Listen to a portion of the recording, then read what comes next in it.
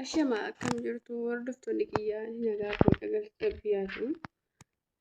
Egaa har'a dhugaa rabbiitii baay'ee aariin jira baay'ee bu'aa oole maaliifi egaa kan koo carraan koo kuni baay'ee jibbisiisaadha dhugaa rabbiiti. Ani maaliif akka ta'e hin beeku. Ani carraa akkana namni akka kootti uumame ana addunyaa kanarra jira hin yaadu dhugaa rabbii.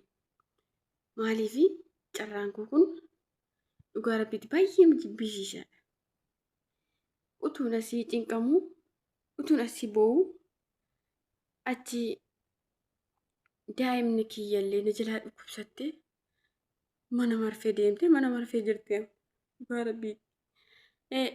Amma kana waan godhus dhabee kan koo galgallis ganamnis boo'icha ta'e ani egaa furmaatas dhabee ani kana mallaa dhugaa rabbiiti. Rabbi carraa kana namaa laachuurraa utuu du'aan lafa kanarraa nama kaasee naa wayya akka kootti dhugaa rabbiiti. Maaliifi kun carraa jibbisiisaadha. Tokko boqonnaa tokkollee argachuu hin dandeenye. Kamittillee obsa jedhee tokkollee nan dhabe. Maaloo waan akkasii rabbis na oolchu. Rabbis na oolchu dhugaa rabbii. Ani maatiitti sin boqonne daa'imni koollee kunuun jalaa dhukkubsattee anas ofii kooyyuu asii dhukkubsachaa kan jira cinqamaa kan jira. Achis daa'imni koo kun yeroo na jalaa dhukkubsattu anaan baay'ee na gaddisiisa dhugaa rabbii. Baay'ee akkasuma jireenyi koollee akka namaan jeeqamaa ta'e anis akka hiriyaa tokkootti maaliif hiree tokkollee na hubatte yaa rabbi kan jedhamu baay'ee gaaffii natti ta'a yeroon taa'ee yaadu baay'ee gaaffii natti ta'a. Maaliif namni tokko karaa tokko miidhamaa yoo ta'e illee karaa tokko boqonnaa qabaachuu qaba. Hangoo garuu karuma hundumaa miidhaatti ta'e dhugaa rabbiiti. Kana waanuma isaan wallaalee carraa hubana waanuma isaan wallaalee dhugaa rabbii.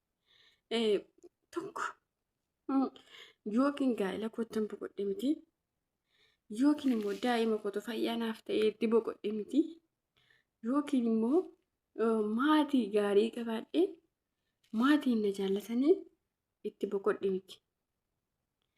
Karaa hundumaaniyyuu baay'ee na gaddisiise carraan koo dhugaa rabbii. Kanaafiyyuu anis kana mannaa utuu du'aan lafa kanarraa na kaase baay'ee natti tola dhugaa rabbiiti. Maaliifi yeroo ta'an ilaalan namaa gama dhugaa rabbii. Maaliif baay'ee narra dheerate obsee keessa darba jedhees baay'ee natti ulfaate. Amma daa'imti koollee yeroo na jalaa dhukkubsatu yookiin anatu bira jira miti maatii kiyyarraallee fuudhee abbaan manaa fuudhee maatii isaa biratti galchee mucaan koollee achi dhukkubsattee jechaadha.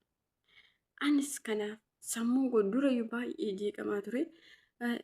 Kanaan durayyuu baay'ee dhukkubaan qabame sababii ma'aaliirraa kan ka'e baay'ee dhiphachaan ture. Ammoo egaa sababii karaa mucaan dhufe dhugaa rabbii. Kanaafiyyuu rabbis na oolchu waan gochaas na wallaalchise. Anis falan dhabee furmaatas nan dhabee waan godhu tokkollee nan dhabe. Dhugaa rabbiiti. Yoo galee qarshii of harkaa hin qabu silaa galee seerumatti madhibee mucaa koo harkaa fudhee wal'aan dhajee qarshii of harkaa hin qabu. Maatii kiyyattis fixee abbaan manaa irratti fixee qarshii kana ana gidduutti baqa sammuu miidhamee jira biyya ormaa keessatti. Hammasiyyuu utuu biyya ofiitti miidhamu ta'ee hamma tokkoyyuu salphaadha ture.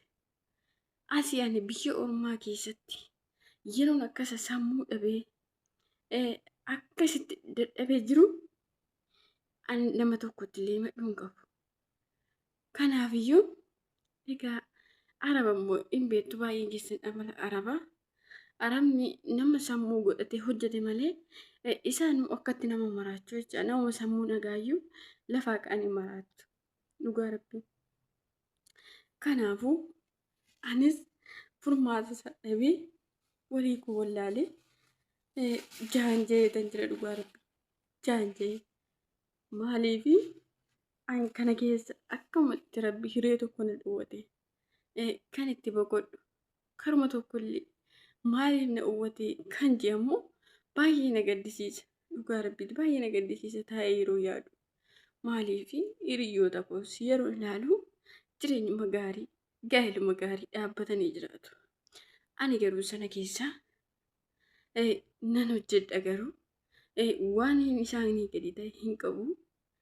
Garuu carraan koo kun yeroo akkanatti namaa gadi na godhee halkanii guyyaa yuutu akka waraabessaa bu'aa oolu baay'ee na gaddisiise.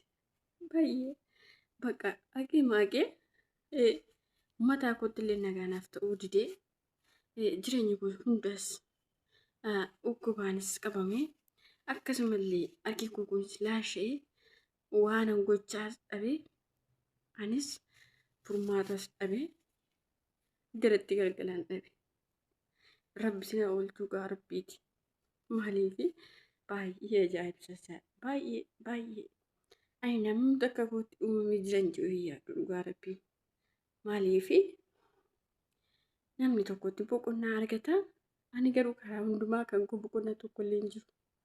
Tokkollee boqonnaa na dhabe kan koo karaa hundumaayyuu abdii kutannaa natti ta'e.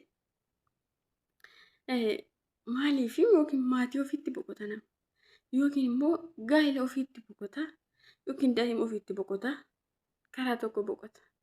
Garuu kan koo karuma hundumaa boo'ichuma natti ta'e. Miila kana dhugaa rabbii warroonni viidiyoo isin bira ga'ee adaraa yaada qabdan anis maaliifi jaan jeetan jira dhugaa rabbiitti. Waan tokko furmaata godhachuufillee ani waan tokko hin beeku. Kanaafiyyuu yaada na qabdan adaraa keessan naa hiraa dhugaa rabbiitti furmaata naaf godha adaraa keessan.